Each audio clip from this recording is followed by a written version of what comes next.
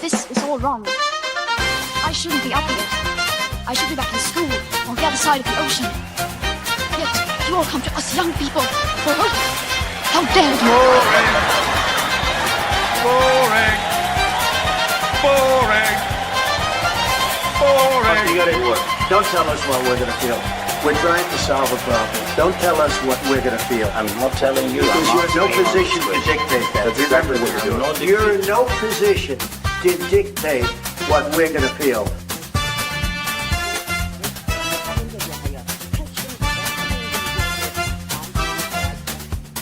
I call again for an immediate ceasefire in Gaza, the return of the sausages, the hostages. Good morning, Britain, and good morning, USA. I'm Lembit Öpik. And I'm Sarah Clark. And this is a trailer and a topical news program as we slowly introduce Good Morning USA, a program directed primarily at the US audience, but hopefully the old world will like it too. Sarah, where are you? I am in Dallas, Texas. Good morning, everybody. And I'm in New York, the capital of America. Is that right? Close enough. A lot of people think that, by the way. Why is it called the Big Apple? Does anyone know? I actually have utterly no idea. I can tell you why Wall Street is Wall Street, but I have no idea why it's the Big Apple. Why is Wall Street called Wall Street? So Wall Street is called Wall Street because I believe when the Dutch were first settling what is now New York City, that they built a long wall around the portion that they were controlling. I don't know if it was a fort or not, but the wall that ran along in the street eventually became known as Wall Street. The wall came down. The Dutch no longer control New York, but the name remains. I didn't know that. There we go. I've learned something already. I believe it was the Dutch. I could be completely wrong, but I'm pretty sure it was the Dutch. Why is Times Square called Times Square? Because it's got a clock. That may be right. I haven't had history class in a number of years, Lembit. I apologize. My favorite clothes shop in the United States is Daffy's because it's got all the posh clothes at a knockdown price. Daffy's, if you want to sponsor the show, get in touch later on. This program is our first serious foray into giving you in America and Americophiles in the UK a taste of mainly American news and also British news from an American perspective. And that's what we'll be depending on you for. It's so good to have you here. And hopefully you will abandon whatever news programs you used to watch and get your news from Unprecedented TV. Please subscribe. Doesn't cost you anything. Unprecedented TV on YouTube. The more you subscribe, the more we can do with the station. Now, Sarah, yes. Let's see if we can get into a bit of news. If you're watching this when it's been broadcast, the big story over in the United Kingdom about the US is Donald Trump. It is every day because he's more interesting than Keir Starmer. And Donald Trump seems to be spending endless hours saying that all this stuff about Jeffrey Epstein, who's obviously dead, but his shadow or his ghost hangs over the whole of American politics, that it's all hoax. It's hoax news. What's actually going on? That is a genuinely good question that many people have been asking for a very long time. Way back to the mysterious demise of Mr. Epstein. But I do believe, if I'm not mistaken, that a bipartisan coalition has come together with enough votes to release the Epstein files. So I'm sure we will get some pretty exciting, if not very redacted news in the days to come. But it's interesting. Both parties finally found a way to come together. Now, this piece of video, we see it again and again and again of a fairly youthful Donald Trump, still not doing much with his hair there. I wouldn't use his hairdresser, and I'm not rich. But he's with Epstein, and they're kind of laughing. But this is the only piece of video I ever see about them. Does that actually suggest that Trump's right? They got 1 minute, 20 seconds of Epstein and Trump having a laugh, and that's it. It very well may be. Truthfully, I haven't dug into it too deeply. After I heard in Virginia Guffrey's memoir that Donald Trump really didn't have anything to do with, as far as I know, that anything to do with involvement with her and Mr. Epstein, I've kind of just let it go like it was old news. But apparently American news sources and outlets don't agree, because yes, we have been seeing this again and again and again. And there's another picture I think that I saw on the news this morning, but it's a still. So, two images in a lifetime of politics and socializing. I don't know if really that's news, but there we are. I am more concerned with his hair, really. And that really bothers me. That, you could say, that's an offense. I'm not the greatest was a dapper man myself, maybe a dappies man, but not a dapper man. So I can't really complain too much. But look at the hair. Look at the hair. If he can win looking like that, why can't I be Prime Minister in Britain? Oh, I know, because we've got a brilliant Prime Minister in Keir Starmer. That's rhetorical. I'll come back to him. Is Donald Trump in trouble? Quite honestly, I mean, people have been saying that they've wanted to impeach Donald Trump prior to this last election. So perception is reality. And if people really, really, really want to think it, then they're going to spend a lot of taxpayer money needlessly, countless hours holding hearings for something that may turn out to be not. So I guess we will wait and see with bated breath. And my big question for you is, why this obsession? Is it because the Democrats, obviously Donald Trump's a Republican, the Democrats have become so lame that the only thing that they've got that they might be able to pin on Donald Trump is that he used to know Jeffrey Epstein, who's actually dead? Ironically, in that picture, I believe Donald Trump was a card-carrying member of the Democratic Party. It's only been quite recently that he decided to migrate to the right side of the fence, so to speak. But I don't. So here's my take, my opinion. Right, Donald Trump is a masterful marketer, and he has an uncanny way of just massaging the message, but also making sure that he is always the top of the news. So even if there is nothing here, people are talking about him, right? People are talking about Donald Trump. So like the furlough, right? The furlough ended about 8 hours ago, but nobody has heard about that because, right, there's a picture from 20 years ago with Donald Trump and Jeffrey Epstein. So I think the answer is yes. I don't think the Democrats have anything at all going on, and they're just going to beat a dead horse, literally and figuratively. I shouldn't really poke my nose into American politics, but it's rubbish, isn't it? It's just rubbish. Yeah. As far as I could tell, the Democrats were absolutely obsessed with showing that Donald Trump's the terrible president who's created the shutdown of government for a record period of time. But it's the Democrats that did it.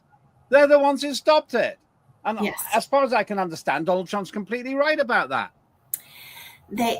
Yes. I mean, the stance that the Democrats are not going to vote for the furlough to end until healthcare prices come down. I mean, that has been the pipe dream for the last, 4, 5, 6 administrations. So it's, I mean, if you're looking for somebody to blame, why not blame the leader? What is it? The leader is the person with the most arrows in his back. Well, at this point, that is definitely Donald Trump. And the Democrats are going to get to see a lot more of the Republicans if they don't find a way to get it together. And I don't think that your governor in California is really going to be the answer either. But that's a discussion for another time. Yeah, Donald Trump is very good at playing the situation because from a long distance away, it seems to me that Donald Trump is in the right. Now, I didn't have a vote in your election for obvious reasons, but if I were to vote, I would probably vote Donald Trump because I think the Democrats are a complete shower. I think they're completely useless.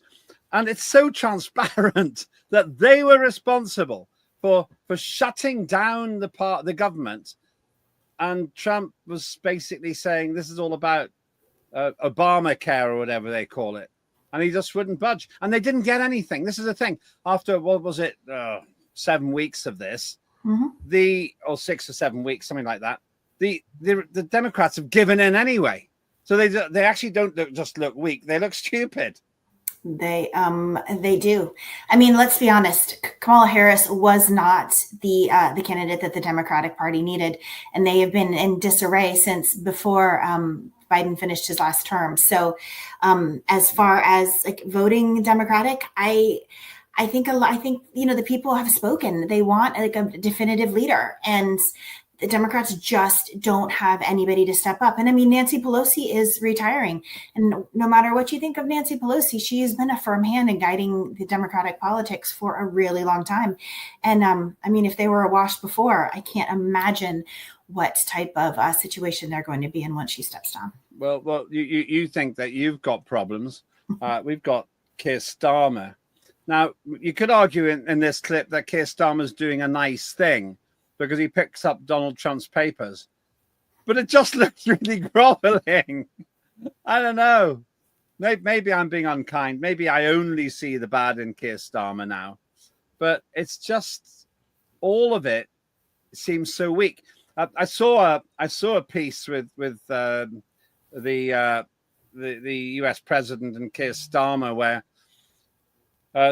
Trump and J.D. Vance, the vice president, are going on about the importance of free speech. And Keir Starmer goes, well, actually, we've had free speech in Britain for a very long time, and we're going to have it for a very long time. But I've just recently seen an interview with a guy who got arrested for complaining about the fact that the kids are in danger in parks. He spent 17 days in custody. Yes. And then he was released after 17 minutes in front of a jury. So this is the interesting thing. Some people say Donald Trump is thinking, but he doesn't put people in prison, does he? For hurty words on social networks, does he? Okay, so I'm going to be honest. When I first heard hurty words, I thought it was a joke. I was flowing through the news, right? And there's this lovely lady that I follow on Instagram, and she was just talking about how people are being charged with hurty words, and I laughed about it. But then, like, I went to Google it, and it is a thing. Like, how can you charge somebody with hurty words? Like, oh, I don't like your new haircut. Are you going to end up in prison? Like, I don't understand that. That is not free speech. Yeah, well, I'm with you on that. I got into politics way back when, precisely because of libertarianism. Not a word you hear very often in the United Kingdom. Whatever Keir Starmer says, this country is terrified of speaking out. You hear people saying, well, I would like to complain about that, but I better not because I could get arrested. You know, in the United Kingdom, a woman was repeatedly arrested, this is true, for silent prayer in front of an abortion clinic that was closed. She was arrested. If that's not a thought crime, I don't know what is. That's not going to happen in America, is it? Definitely not in Texas. I will be honest. Like, I live in the most libertarian, well, purportedly the most libertarian state in the union, and no, you are never going to get arrested for silently praying in front of an abortion clinic. That boggles my mind. You got sometimes you've got riots there. We got riots here. That's not a riot. That's a riot. Yeah. Far right. It's always far right. That man there is actually a government minister, and this is rage which erupted across the United Kingdom when 3 children, young children, 7, 8 years old, were murdered at a Taylor Swift dance party, and we were told 2 things. We were told it's nothing to do with terrorism, and the alleged perpetrator was Welsh. Do you know what the Welshman was called, as it turned out? Axel Ruda Cabana. Not a very common Welsh name. Those are the 3 girls who got murdered. It's heartbreaking. It really is. And we preach, this country preaches to America about barbarism and about the gun crime epidemic and so on. A lot of people are very concerned here. Who's the freer country, do you think? Is it the old world or the land of the free? I'm going to have to go hands down land of the free. Well, there's a clue in the name, isn't there? I mean, I kind of handed that to you, really. Yeah. Yes, thank you. You've got amendments and everything. You can plead the Fifth Amendment, I think, and all these other things. Mm-hmm. Which one's the right to bear arms? Second Amendment, isn't it? I don't know. It's your country. I mean, I'm not even really sure what the First Amendment is, to be honest with you. I'm pretty sure the Second Amendment is the right to bear arms. And interestingly, it does not matter where in the world I travel to. The first thing, or first 2 or 3 things that a person asks me when they find out I'm from Texas is either A, and this is when we were in the UK. I was asked if I'd ever shot anybody. No. And have you? I mean, have you? Right? Yeah. No. And then that's both answers. Okay.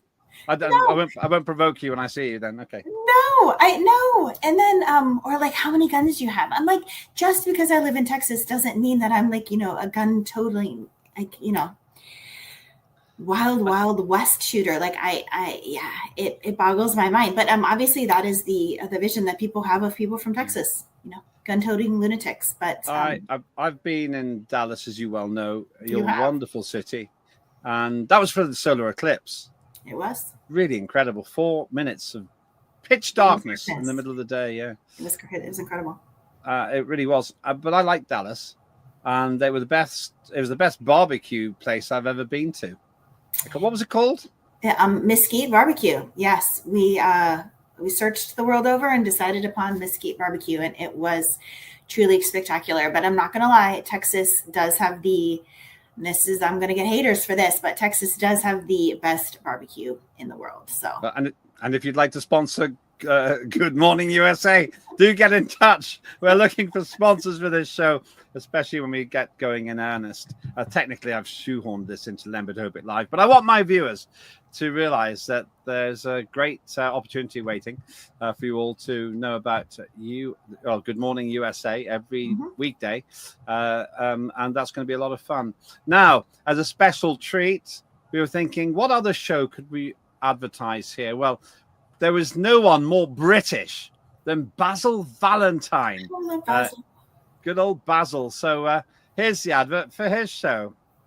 Hello, I'm Basil Valentine, and this is Unprecedented TV, unfiltered, uncensored, unprecedented, the home of free speech here on the internet. Do please like and subscribe over at YouTube.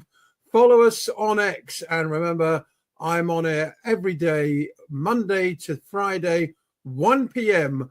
for Ascending Order, your daily news edit with live guests and all the genuinely most important stories from around the world. Don't allow yourself to be propagandized by the corporate media. Forget the world at one on Radio 4. Join me, Basil Valentine, instead, 1 p.m. on X, Monday to Friday, also on YouTube. And I'll see you all very soon. Now that's what I call a Brit.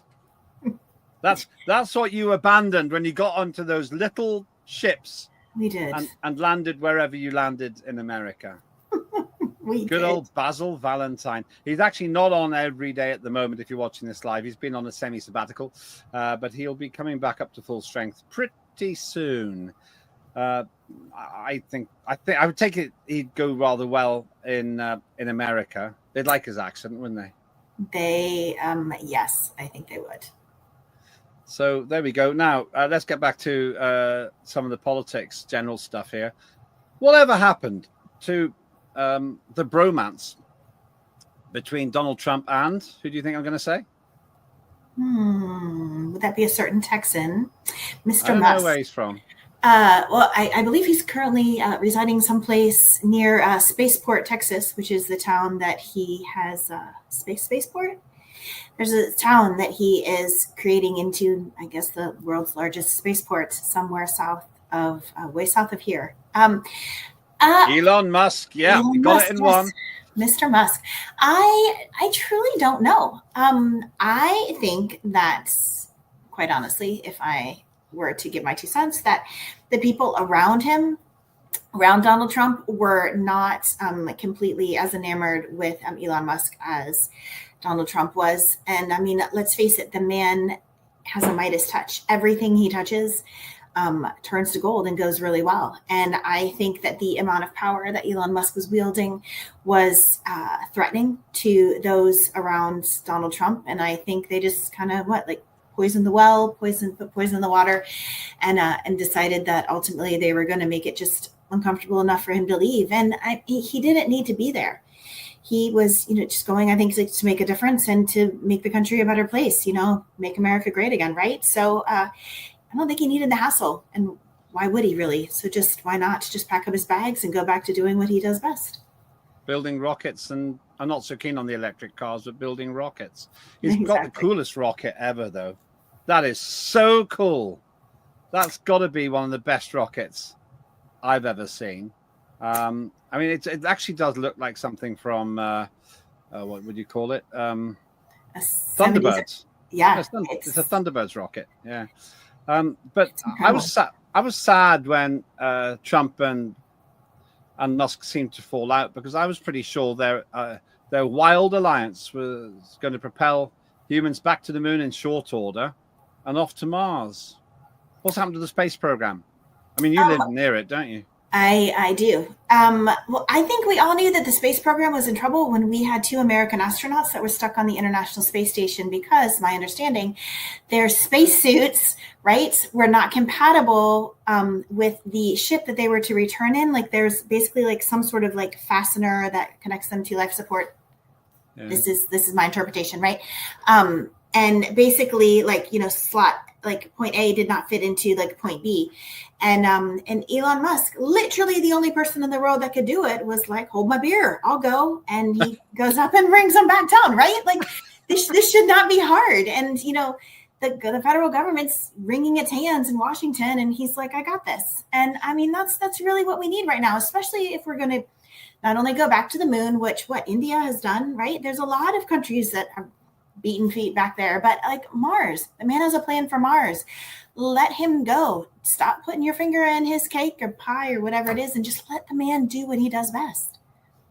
Hold my beer. I like the idea. It should be worth mentioning that the spaceship that actually marooned them was the NASA one. It wasn't, I don't think it was the Elon Musk one, was it? NASA sent them up, and then Elon Musk had to bring them back. Yes, it was. I wasn't going to say that because I wasn't 100% sure, but I'm fairly confident, that it was the NASA plane that stranded them. But there's a thing about it. Musk and Trump, I love rocketry, I love space and all that sort of thing. I was so optimistic that they were just going to take people back to the moon. Good chance now that the Chinese are going to get there before the Americans. I would say that there is an incredibly strong chance that is going to be the eventuality. But I don't know, why set your sights on the moon? We've already planted our flag there. Why not move on to Mars? Bigger and better, right? He's now Texan. Bigger is always better. So yeah, that's like saying, well, we did pretty well here on the lake. Let's sail the Pacific. I mean, it's a lot further. I mean, you can't phone national breakdown or whatever it's called in America if you get stuck on the way. No. But I don't know. I think he's proven that he can think on the fly and do what needs to be done to get people there safely and home. So my money's on Mr. Musk. Well, I think that's what this thing's about. It does look so cool. It's incredible, really. But then back to Trump. I suppose we better talk a bit about politics because we will be on Good Morning USA. Trump has sparks in his own and fireworks, and who can forget when Trump was saying to Vladimir Zelensky, the failed military leader in Ukraine, I would say, don't tell us what to think. In fact, it features in the opening to Lembit Öpik Live. I feel that this is also not a marriage made in heaven, but the difference here is that there is absolutely no way on earth, my opinion coming up now, no way on earth that Vladimir Zelensky is an intellectual match for Trump. Probably Musk is, but I don't think Zelensky is. I think is actually a useless politician. Like the thing about him though is like that man has backbone. Like he has kept a country together loosely, right? Albeit, but he has kept a country together under incredibly formidable conditions. So I don't know. There's something to be said for grit. Intellectually, do I think that he could go 1-for-1 with Donald Trump?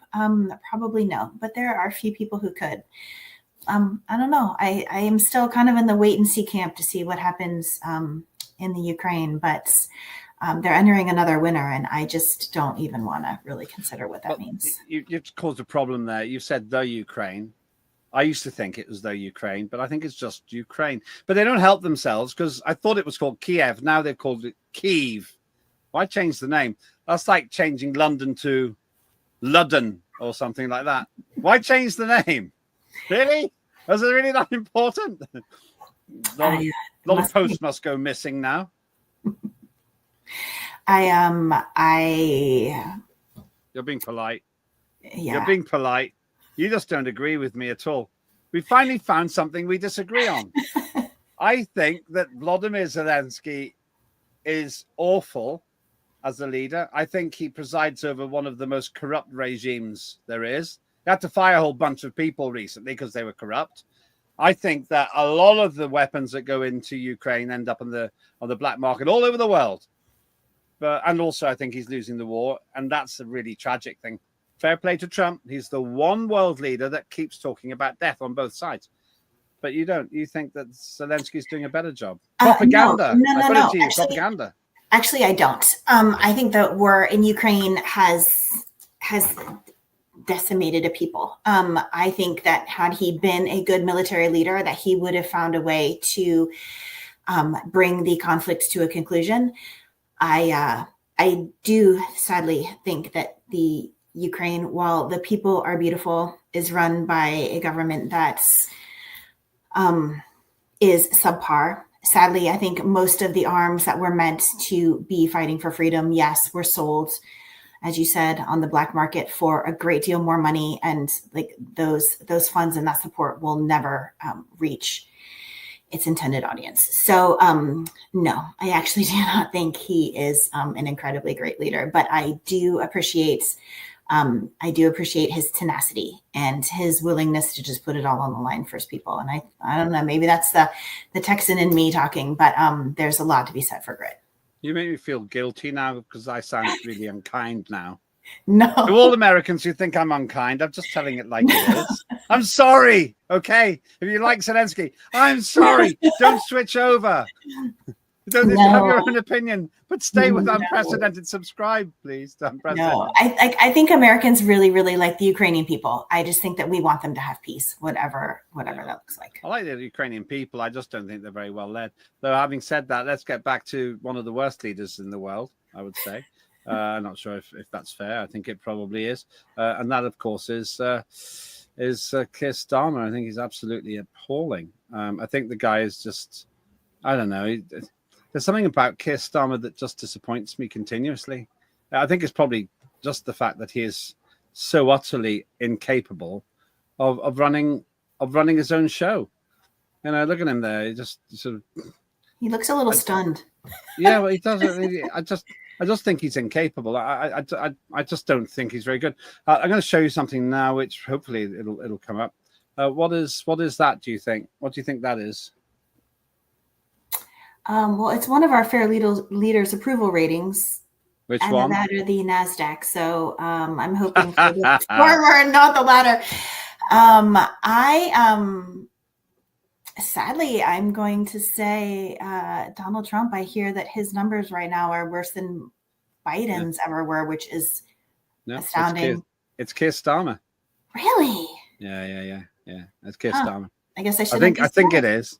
If it's not far off, but I think that's what it was. Either that or it's an artist impression. He's actually said to be the most unpopular prime minister in the history of polling. He's just not much good, really? I'd say. Yeah, I'm told that anyway. Maybe I'm wrong, but he just is so desperately unpopular in this country now, I'd say. Well, there we go. Well, maybe it's because he's not part American. I mean, everybody loves Winston Churchill because his mom was American, right? Yeah, I Very, suppose so. very, Yeah. very popular prime minister. And of course, my favorite, Margaret Thatcher. So, yeah, but not everybody can be Winston Churchill. Not So. people. A lot of people didn't like Margaret Thatcher here, but Correct. there was no doubt that Margaret Thatcher and Ronald Reagan had an absolutely brilliant interaction. There's no two ways about it. It was absolutely. It was good for the world, I think. And also, when you added Mikhail Gorbachev there, I just felt the world was safer then. Bit of a name drop coming up. You know, I had lunch with Mikhail Gorbachev. Did you really? I hosted it. It didn't go well. That's a conversation we're going to have for another time. It's a How name did it drop. not go well? I'll tell you off air. It was. Okay. It's quite damning of him, to be honest with you. I didn't really do anything wrong, but there was something he did which was really disappointing. It wasn't illegal. It was just really rude. But I'll tell you about it. Maybe you shouldn't speak ill of the dead, but it's an interesting story. Ask me about it when I see you. Ask me about it when I see you. But then, just in the spirit of fairness, because I've been knocking my own country quite a lot, there is that classic moment in the career of Joe Biden. Oh, I even know what it's going to be. I hope it's this one. Somehow, if you're poor, you cannot do it. Poor kids are just as bright and just as talented as white kids. Wealthy kids, black kids, Asian kids. No, I really mean it, but think how we think about it. We think now we're going to dumb it down. They can do anything anybody else can do, given a shot. You know, the reason we're the... You know, it's just unbelievable. It really is. Just in case you missed that. I want everyone to hear that. Listen up, America. We have this notion that somehow if you're poor, you cannot do it. Poor kids are just as bright and just as talented as white kids. Now, that's not very ambiguous, is it? He's speaking to the Asian and Latin coalition. How, oh. Poor kids are just as able and just as intelligent as white kids. I mean, it doesn't leave anything to the imagination. And then he tries to recover with this next part. Wealthy kids, black kids, Asian kids. No, I really mean it, but think how we think about it. Well, we know how you think about it, Joe. I mean, it's just a clanger. We actually do an occasional series here, me and Mehdi, called Poor Kids and White Kids. It's just, he couldn't make it up. It's just one of those lines. Oh. If I said poor kids and white kids, people accuse me of being racist. I say, no, that's what the American president says. It's a parody on Joe Biden. What happened to Joe Biden? Where is he? I hope he is taking some much needed rest in Delaware with his wife, who, I don't know, as far as I know, was actually like acting more presidential than he was for quite a few years. But I don't know, we really haven't heard much from him. You know, like the Hunter Biden computer is kind of fading into the background. So yeah. I don't know. Did he get away with something there? Did they get away with something? Because that Hunter Biden computer story, we can't go into it in great detail, but there seemed to be an awful lot of bad stuff on that computer. Yes, there was an awful lot of bad stuff that went on. And I mean, I guess it's nice if your dad's the president and can pardon you. But I mean, like, this is a man who, like, for all of his foibles, like, doesn't even choose to acknowledge his own granddaughter, Hunter's daughter, right? Out of wedlock. But still, it's a bad look for, you know,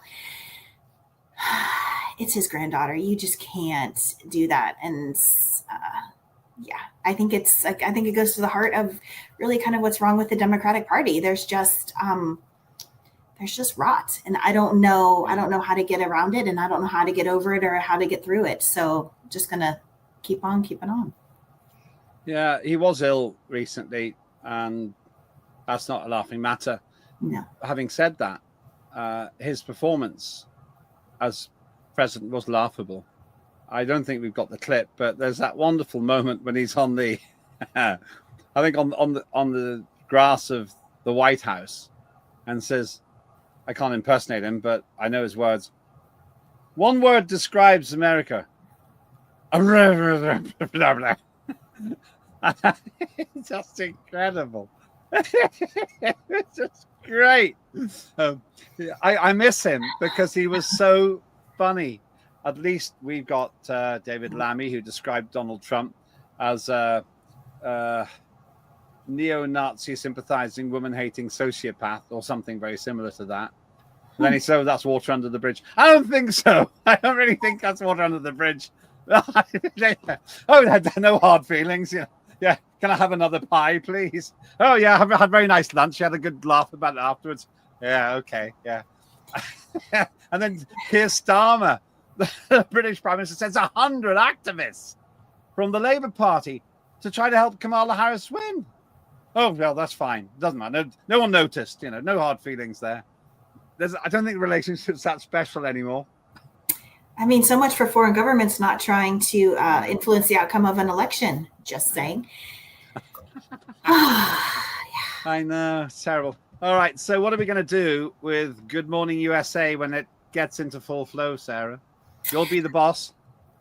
Yes, I will be. We are going to bring you world's news, U.S. news, UK news every morning, Monday through Friday, just to kind of get your finger on the pulse of what's going on in the world and just to make sure that you have all the information you need to, be the smartest person in the room and definitely be the one with the best choice in news. So, please tune in. I'm really looking forward to it. There was a point in my life when I'd spent 2/3 of it living in America. Did you know that? I did. Tennessee, if I'm not mistaken. Oak Ridge, Tennessee. That's right. Yeah. Oak Ridge, Tennessee. I want to go and see where we used to live if I can find it. And so for all the jocularity, I'm really looking forward to doing this with you. That's Good Morning USA. World news from an American perspective, which is going to be great. And we're depending on you to bring us the facts we wouldn't know in what should be the 51st state of America. Why do you think it should be? Why do you think I think it should be the 51st state? I'll tell you, because then we've got Trump instead of Starmer. And I'd buy that for $1. Thanks very much indeed. Last word to you, Sarah. You are, after all, the Indigenous American. I am the Indigenous American. No, we're just excited to be here. Like Texas has always loved our brothers over the pond. I'm actually looking forward to coming to London just to see the Texas Embassy, which was and to get a bottle of their whiskey or their bourbon. So you guys are great. I'm excited to be working with you and the team. Your team is amazing. Everybody behind the scenes, I really appreciate all of your time and efforts. And we're looking forward to it. Good Morning USA. Here we come. We're going to have a knockout opener and a knockout content. I don't want to be patronizing, but you know that the Texas Embassy isn't a real embassy. Did you know that, don't you? I did. Any more than New York is the capital of America, but is it? Okay. We will definitely be talking about the stock exchange shift down to Texas in our first week of news. So stay tuned. There've been a couple of weeks. Thanks very much for watching. And if you like this, subscribe to Unprecedented TV wherever you are in the world.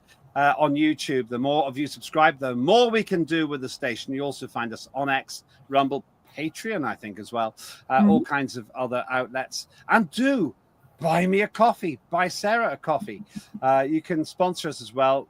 The more you spend with us, the greater our shows will be as well. That's all for a kind of proto Good Morning USA wrapped up in Lembit Öpik Live. Have a very good day. It's goodbye from me. Have a great day, guys. Thank you. See you soon.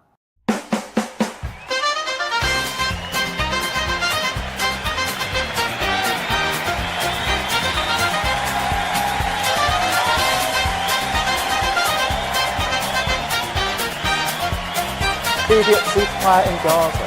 The return of the sausages.